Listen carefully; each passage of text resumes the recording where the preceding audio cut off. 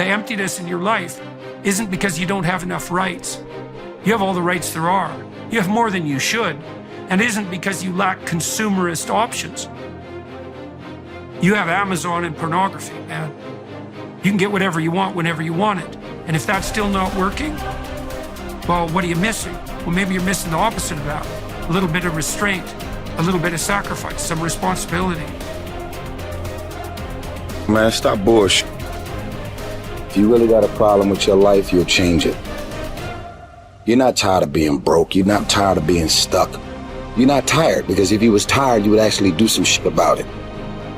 I'm tired of everybody running around complaining as if you're on the receiving end of whatever this world wants to dump on you and you don't have a choice. It's time to grow up, man. Excuses sound best to the person that's making them up. Anybody who is determined to do something, who wants something to be different, it will eventually be different. Everything around you is going to change as soon as you change the things around you. Change your mind and everything about your bank account, your surroundings, your environment will all change. If you're creative enough, can you find the answer? Yes or no? If you're determined enough, can you find the breakthrough? Yes or no? Creativity, decisiveness, passion. These are the ultimate human resources. And when you engage these resources, you can get any other resource on earth. Stop telling yourself the story because you don't have the money, you don't have the time. That's bullshit. It's because you haven't committed yourself where you would burn your fucking votes. If you want to take the fucking island, burn your fucking votes, and you will take the island, because people, when they're going to either die or succeed, tend to succeed. But most of us give ourselves a way out, and that's why we don't have what we want. Put yourself in a position where you can't retreat, where it's do or die, sink or swim. Here's what you'll find out. You'll develop incredible swimming skills. You'll find yourself stroking unlike you've ever seen before. Through the inspiration of desperation, you'll become more creative than ever before. Throw your whole self into it.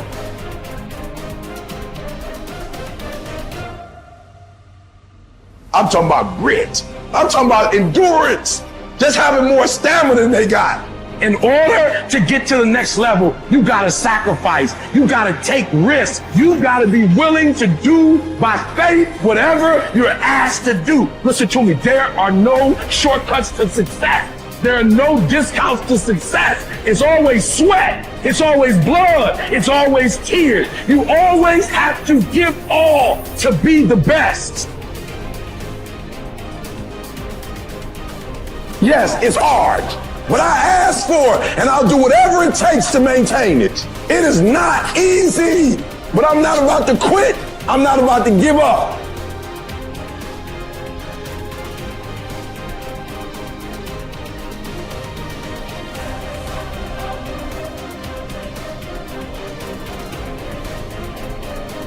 If you've explicitly formulated a set of goals and you're pursuing them, then you've adopted the responsibility to act in a certain manner to make those goals realize themselves. That's responsibility that you've adopted rather than responsibility that's being imposed on you, assuming that you've thought through the goals and you find your spirit in harmony with those goals.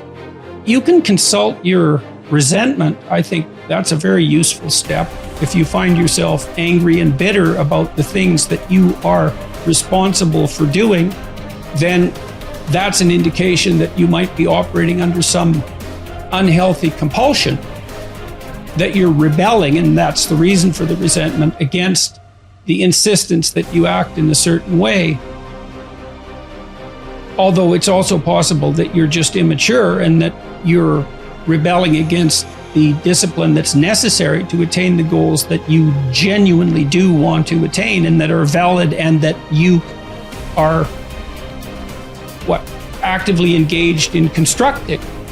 So you have to get that straight, and some of that's a consequence of thought, and again, some of that's a consequence of discussion with other people with whom you're intimate enough to have a conversation like that, and perhaps they have conversations about similar things with you if you're fortunate. At the end of God's creation, describing how order emerges from chaos or being from potential, there's this strange line, which is probably the most important line that's ever been written in our culture, at the basis of our culture. And that is that men and women are made in the image of God. And what does that mean? Well, if God is that which confronts potential with truth and courage and makes what's good out of potential, that seems to indicate that we have the same faculty. Like on a smaller scale, we're not omniscient, but we're not bloody well nothing. You know, our conscious is integrally tied into the structure of being in some manner we don't understand. And it certainly is the case that we take what isn't and turn it into what is. That's something, man. That's quite the trick we've been able to manage. And so we're made in that image. And so what are we supposed to do? Well, that's what we're supposed to do. We're supposed to type our letters and make our phrases and construct our sentences and build our paragraphs and put our chapters together and make our books and communicate to people and straighten out the damn culture and constrain the malevolence and ignorance that besets each of us and push nature back and extend ourselves out into the unknown and confront the potential that's there in illimitable quantities and make the world better than it could be otherwise. To move it away from hell, and it can certainly become that, and toward heaven to the degree that we can manage that. And that is a good enough goal. That's the thing. You need something, you know, because your life is tough. It's hard. You need something you need something to get out of bed for and fight for. And that's something, right? To fight, let's say, against hell and for heaven. That's something to fight for. You know, if you want to be convinced about this, like read a little bit about hell. Read the Gulag Archipelago, or read Ordinary Men, or read The Rape of Nanking, or read about what happened in Nazi Germany during Auschwitz and all the catastrophes of the 20th century, and see if you believe in hell, and see if you think, well, maybe not having that happen anymore would be a good idea. And then think about maybe that's something you could contribute to. And then it wouldn't have to happen anymore. And that would be a good thing, and God only knows what great things we could manage under such conditions. We're becoming incredibly technologically powerful. And what would it be like if we became equally wise? Well, that would really be something. God only knows what we could manage in the next 20 years or the next 100 years, you know? We're running at 40%, most of us, you know, because we're half in and half out. And it's not surprising, because life is difficult. It's like, well, what if you were 90% in, or 95% in, or all in? Because you're all in anyways, right? It's a life and death game. No one gets out of this. Everyone dies. You might as well commit yourself. And you might as well commit yourself to the highest good that you can attain, because why not? It'll imbue your life with meaning. It's hard, the responsibility's there, but all the meaning's in the responsibility, and that'll make your life better. It'll make your family's life better, and it should make your culture better. Maybe it make the world better. It's like, that'll justify your damn miserable existence at 3 o'clock in the morning when you're wondering what the hell you're doing here. And that's a good thing, because there's going to be days when you're aching and tired and sore, and there's people in your family that are sick, and you're cynical and bitter, and you need a reason to get up, and you think, yeah, well, a little more heaven and a little less hell, maybe I can pull that off today and tomorrow and next week. And that's worth struggling forward for. A man who becomes conscious of the responsibility he bears toward a human being who affectionately waits for him, or to an unfinished work, will never be able to throw away his life. He knows the why for his existence and will be able to bear almost any how. By declaring that man is responsible and must actualize the potential meaning of his life. I wish to stress that the true meaning of life is to be discovered in the world rather than within man or his own psyche, as though it were a closed system. I have found this constitutive characteristic the self-transcendence of human existence.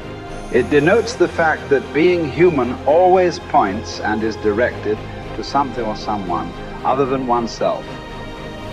Be it a meaning to fulfill or another human being to encounter, the more one forgets himself. By giving himself to a cause to serve or another person to love, the more human he is and the more he actualizes himself. What is called self-actualization is not an attainable aim at all. for the simple reason that the more one would strive for it, the more he would miss it. In other words, self-actualization is possible only as a side effect of self-transcendence. A human being is not one thing among others. Things determine each other, but man is ultimately self-determining what he becomes within the limits of endowment and environment. He has made out of himself. In the concentration camps, for example, in this living laboratory and on this testing ground, we watched and witnessed some of our comrades behave like swine, while others behaved like saints. Man has both potentialities within himself. Which one is actualized depends on decisions, but not on conditions. What is demanded of man is not, as some existential philosophers teach, to endure the meaninglessness of life, but rather to bear his incapacity to grasp its unconditional meaningfulness in rational terms. To be sure, man's search for meaning may arouse inner tension rather than inner equilibrium. However, precisely such tension is an indispensable prerequisite of mental health. There is nothing in the world, I venture to say, that would so effectively help one to survive even the worst conditions as the knowledge that there is a meaning in one's life. There is much wisdom in the words of Nietzsche. He who has a why to live for can bear almost any harm. What was really needed was a fundamental change in our attitude toward life. We had to learn ourselves, and furthermore, we had to teach the despairing men that it did not really matter what we expected from life, but rather what life expected from us. We needed to stop asking about the meaning of life, and instead to think of ourselves as those who were being questioned by life daily and hourly. Our answer must consist not in talk and meditation, but in right action and in right conduct. Life ultimately means taking the responsibility to find the right answer to its problems and to fulfill the tasks which it constantly sets for each individual. These tasks, and therefore the meaning of life, differ from man to man and from moment to moment. Thus, it is impossible to define the meaning of life in a general way. Questions about the meaning of life can never be answered by sweeping statements. Life does not mean something vague, but something very real and concrete, just as life's tasks are also very real and concrete. They form man's destiny, which is different and unique for each individual. No man and no destiny can be compared with any other man or any other destiny. No situation repeats itself, and each situation calls for a different response. Sometimes the situation in which a man finds himself may require him to shape his own fate by action. At other times, it is more advantageous for him to make use of an opportunity for contemplation and to realize assets in this way. Sometimes man may be required simply to accept fate, to bear his cross. Every situation is distinguished by its uniqueness, and there is always only one right answer to the problem posed by the situation at hand. When a man finds that it is his destiny to suffer, he will have to accept his suffering as his task, his single and unique task. He will have to acknowledge the fact that even in suffering, he is unique and alone in the universe. No one can relieve him of his suffering or suffer in his place. His unique opportunity lies in the way in which he bears his burden.